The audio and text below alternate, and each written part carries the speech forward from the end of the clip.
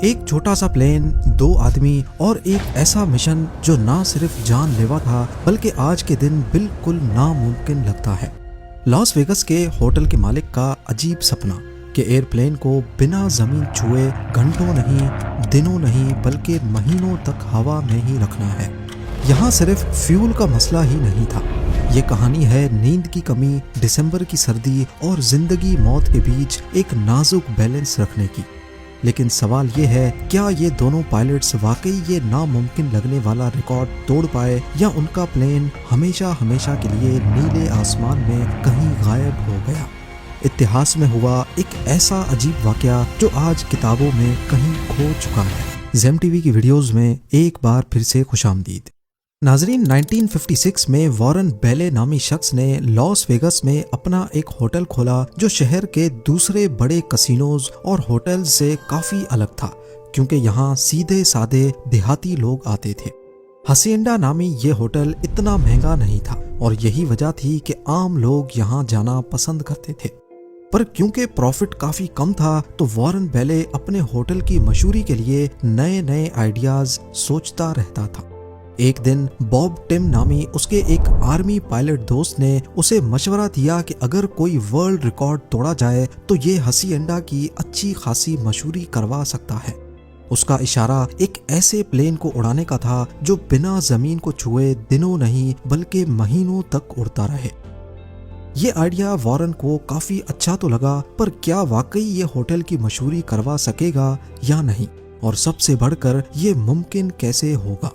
यहाँ एक बात समझना जरूरी है कि जब हवाई जहाज इजाद हुआ तो पहले इसके फ्लाइट टाइम को सेकंड्स में रिकॉर्ड किया जाता था। पायलट्स और मैकेनिक्स के लिए यही इम्पोर्टेंट था कि एक हवाई जहाज हवा में कितनी देर तक उड़ सकता है। वक्त के साथ साथ जहाज एडवांस्ड होते गए और उनका फ्लाइट टाइम भी, और एक वक्त ऐसा आया कि बात फ्यूल टैंक पर आकर रुक गई। यानी जितना बड़ा फ्यूल टैंक होगा उतना ज्यादा फ्लाइट टाइम। 1923 में इस मसले को यूएस आर्मी ने एक प्लेन को हवा में ही दूसरे प्लेन से रिफ्यूल करके हल कर दिया। बस उसके बाद एंड्योरेंस फ्लाइट का पहला रिकॉर्ड फौरन ही तोड़ा गया। पहला वर्ल्ड रिकॉर्ड एक DH-4B प्लेन ने हवा में 9 दफा रिफ्यूल करके लगातार 37 आवर्स तक फ्लाई करके तोड़ा। उसके बाद ये वर्ल्ड रिकॉर्ड तोड़ने का एक नया सिलसिला शुरू हो गया। अमेरिका को एंड्योरेंस फ्लाइट का बुखार चढ़ चुका था और सिर्फ 1929 में ये रिकॉर्ड 5 बार तोड़ा गया। पर जिस वक्त बॉब टिम ये आइडिया वॉरेन को दे रहा था, उस वक्त तक इस वर्ल्ड रिकॉर्ड का जोर काफी टूट चुका था, क्योंकि अब बात जहाज के इंजन या फ्यूल टैंक की हदों की नहीं बल्कि इंसान की जिस्मानी हदों को टेस्ट करने की थी।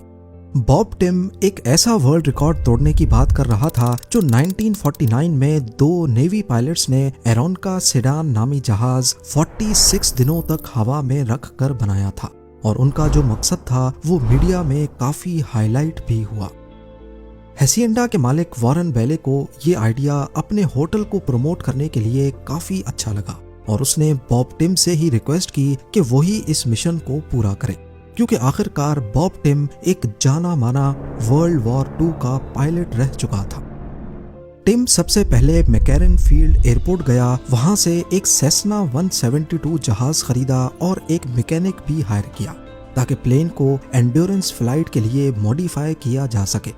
सबसे पहले उन्होंने को पायलट की सीट हटा दी, क्योंकि अगर टिम को 1 महीने से ज्यादा हवा में रहना था तो उसको जरूर एक को पायलट भी चाहिए होगा, और ये दोनों पायलट्स शिफ्ट्स में प्लेन उड़ाएंगे। एक पायलट कंट्रोल्स संभालेगा तो दूसरा को पायलट की जगह पर रखे फॉर्म पैड पर सोएगा। उन्होंने पीछे वाली रो की बेंच भी हटा दी, जिसकी जगह सिर्फ एक 8 स्क्वायर फीट का स्टोरेज बनाया गया जिसमें जरूरी सामान रखा जा सके, और केबिन के एक कोने में एक छोटा सा सिंक भी फिट किया गया ताकि कभी कभी 4 फुट ऊंचे केबिन में किसी तरह एक स्पंज बाथ भी लिया जा सके।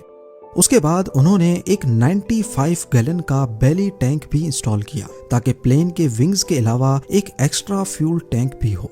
इस बेली टैंक में फ्लाइट के दौरान फ्यूल भरने के लिए एक इलेक्ट्रिक विंच भी इंस्टॉल की गई जो फ्यूल पाइप को ऊपर खींच पाएगी। उन्होंने को पायलट का दरवाजा हटाकर उसकी जगह एक फोल्डिंग दरवाजा लगाया जो बेली टैंक के फ्यूल पोर्ट तक पहुंचने का आसान रास्ता देगा। आज के दौर में उड़ते हुए प्लेन से लटकना सिर्फ मूवीज में देखा जा सकता है, लेकिन उस दौर में ये आम सी बात थी। यहाँ तक के 1950s तक एरियल स्टंटमैन ने बहुत से ऐसे सीन किए जिसमें दौरान परवाज एक प्लेन से दूसरे में जाना होता था। रिफ्यूलिंग को कम से कम खतरनाक बनाने के लिए को पायलट के दरवाजे के बाहर एक फोल्ड होने वाला छोटा सा प्लेटफॉर्म भी बनाया गया ताकि उसके ऊपर खड़े होकर पाइप को बेली टैंक के पोर्ट से कनेक्ट किया जा सके। और ये प्लेटफॉर्म प्लेन में वाहिद ऐसी जगह थी जहां सीधा खड़ा हुआ जा सकता था, वरना सेसना 172 के अंदर सिर्फ बैठने या लेटने की जगह हो सकती थी। उन्होंने प्लेन के इंजन में भी काफी चेंजेस की और प्लेन के बाहर बड़ा बड़ा हैसिएंडा लिख दिया, जो कि इस पूरे मिशन का सबसे अहम मकसद था। अब बारी थी टेस्ट फ्लाइट्स करने की। 1958 की गर्मियों में टेस्ट फ्लाइट्स का आगाज हुआ, पर मसले एक के बाद एक जन्म लेने लगे। टिम ने पहले जो को पायलट हायर किया था उन दोनों की आपस में बनती नहीं थी। टेस्ट फ्लाइट्स के दौरान अक्सर दोनों किसी न किसी बात पर एक दूसरे से इख्तलाफ करते रहते थे। पहली टेस्ट फ्लाइट नाकाम हुई, दूसरी भी नाकाम और तीसरी में दोनों का ऐसा झगड़ा हुआ कि टिम ने को पायलट को जॉब से निकाल दिया। मसला प्लेन के इंजन में मौजूद एग्जॉस्ट वाल्व में था जो कि बार बार गर्म हो रहा था। उन्होंने 3 बार मिशन को लॉन्च किया था पर बुरी तरह से नाकाम रहे। ऊपर से जिस वक्त वो नया वर्ल्ड रिकॉर्ड बनाने के लिए अपनी नाकाम टेस्ट फ्लाइट्स कर रहे थे, उसी वक्त डैलस के ऊपर जिम हीथ और बिल बुरकाट नामी पायलट्स इसी सेम सेसना 172 जहाज पर 50 दिन हवा में रहकर एक नया वर्ल्ड रिकॉर्ड बनाने में कामयाब हो चुके थे।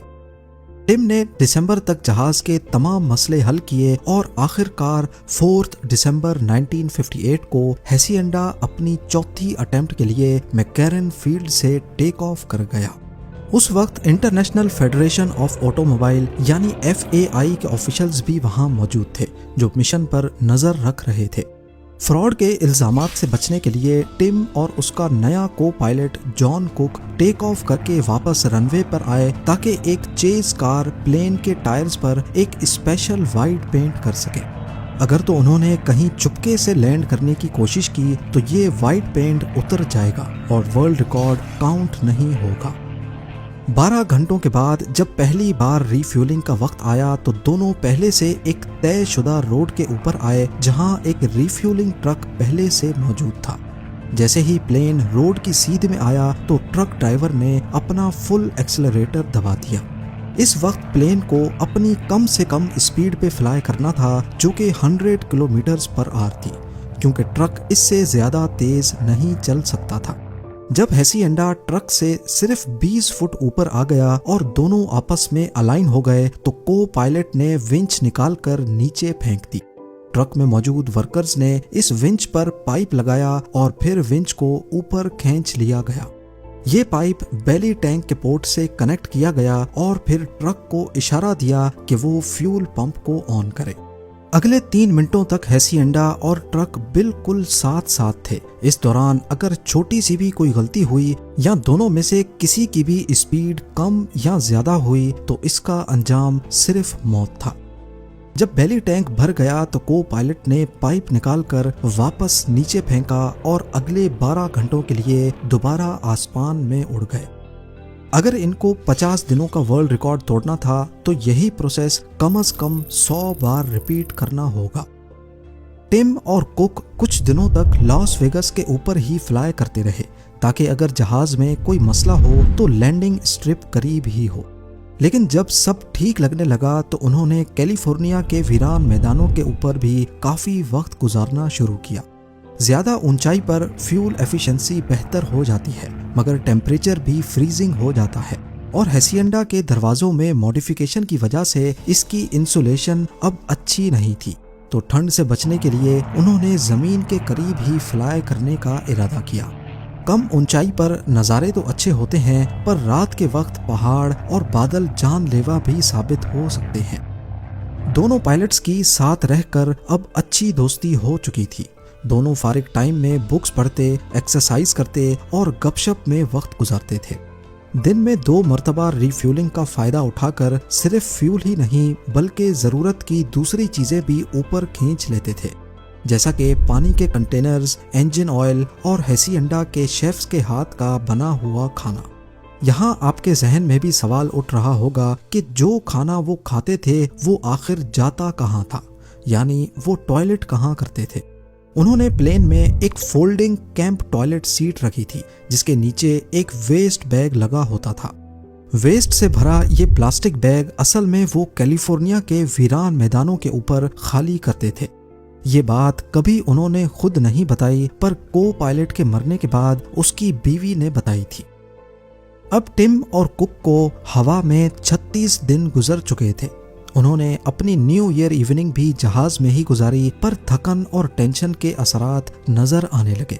ये दोनों छोटे से प्लेन कैबिन में बहुत तंगी का सामना कर रहे थे। प्लेन इंजन की आवाज में उनकी नींद भी सही से नहीं हो रही थी। एक रात ऐसा हुआ कि टिम कंट्रोल्स पे बैठे बैठे ही सो गया और ये को पायलट की शिफ्ट शुरू होने के सिर्फ चंद मिनट पहले ही हुआ।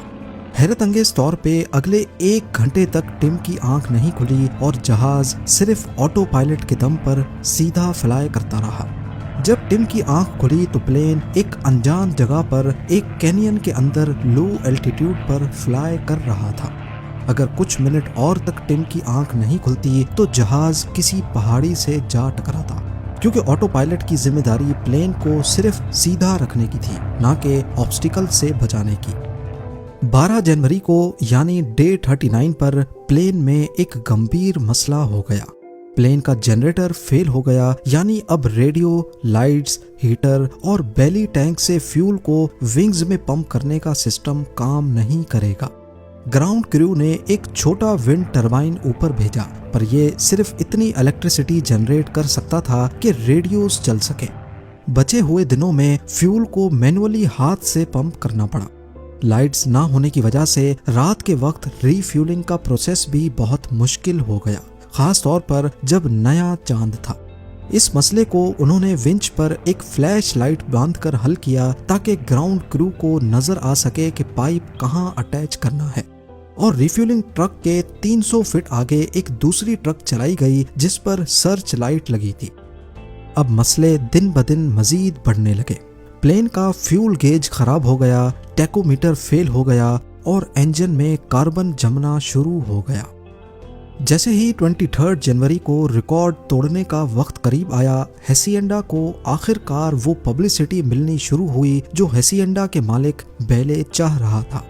बेले ने हर बड़े शहर के ऊपर से गुजरने का एक शेड्यूल बनवाकर अखबारों में पब्लिश करवाया ताकि लोग प्लेन को देख सकें और इस हिस्टोरिक मोमेंट को कवर कर सकें। एक दफा उसने पूरा एक अलग प्लेन फोटोग्राफर से भर कर भेजा जो हेसिएंडा के साथ उड़ा और कुछ यादगार तस्वीरें भी खींच सका। इस मोमेंट को बेहतरीन बनाने के लिए को पायलट कुक ने प्लेन से बाहर निकलकर विंड स्क्रीन साफ करने का नाटक भी किया। अखबारों ने ये तस्वीर छापी और पूरा मुल्क इस हिस्टोरिक फ्लाइट पर ध्यान देने लगा। 23 जनवरी को शाम 3:52 PM पर हेसिएंडा ने 50 दिन का बनाया हुआ रिकॉर्ड तोड़ दिया।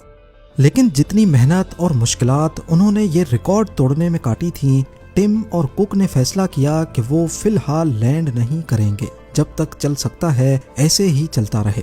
और ऐसे उन्होंने मजीद 14 दिन हवा में गुजार दिए।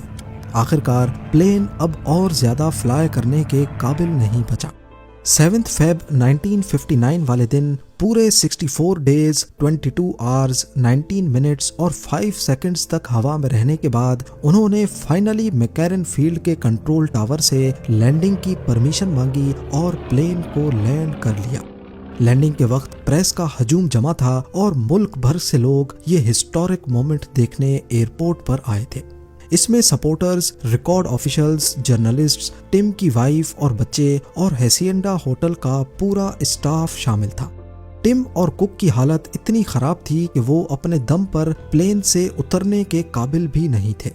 ऑफिशियल्स ने भी कंफर्म किया कि वाइट टायर पेंट बिल्कुल इंटैक्ट था, यानी प्लेन सच में बिना लैंड किए 64 दिनों तक हवा में ही रहा। 2015 में FAI ने पायलटेड एंड्योरेंस रिकॉर्ड्स को ऑफिशियली बंद कर दिया क्योंकि इसमें जानी नुकसान का खदशा बढ़ता जा रहा था। मतलब टिम और कुक का ये वर्ल्ड रिकॉर्ड अब हमेशा के लिए अनब्रेकेबल रहेगा।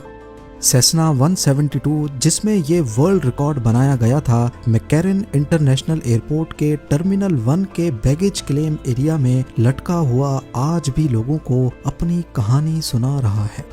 उम्मीद है ज़ेम टीवी की ये वीडियो भी आप लोग भरपूर लाइक और शेयर करेंगे। आप लोगों के प्यार भरे कमेंट्स का बेहद शुक्रिया। मिलते हैं अगली शानदार वीडियो में।